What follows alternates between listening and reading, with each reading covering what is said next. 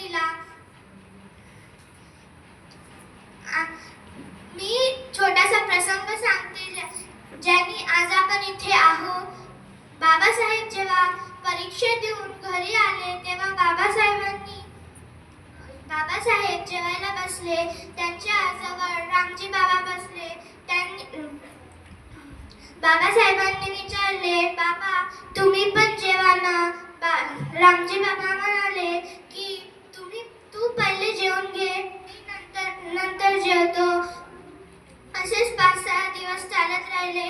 शेवटी बाबासाहेबांना कळले की ते जेवल्यानंतर भाकरीच्या टोपलीत भाकरीच उरत नाही, तर मग रामजी बाबा काय जेवणार हे त्यांना कळले आणि ते रडू लागले. त्यांना खूप वाईट वाटलं.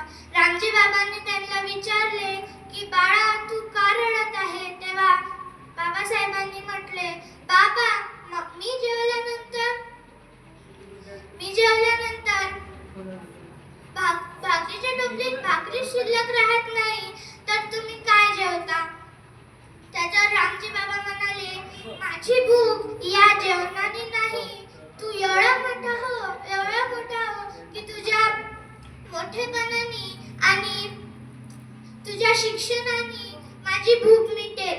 हे शब्द बाबासाहेबांनी आठवण ठेवलं.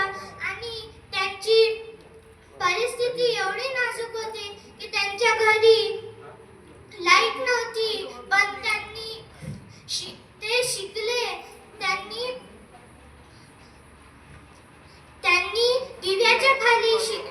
दिव्याच्या लाईटच्या खाली हे केलं. रोडच्या खांब्याच्या खाली त्यांनी अभ्यास केला आणि ते परदेशात शिकायला गेले.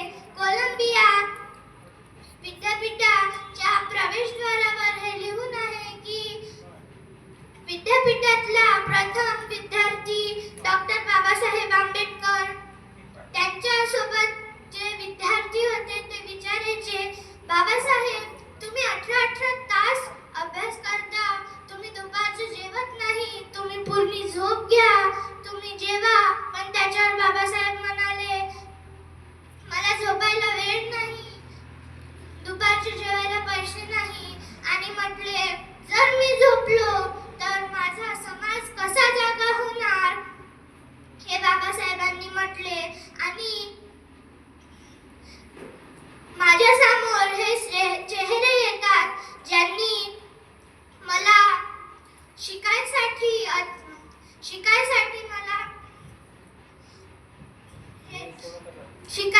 मला मदत हेल्प केली. मदत हेल्प मदत केली.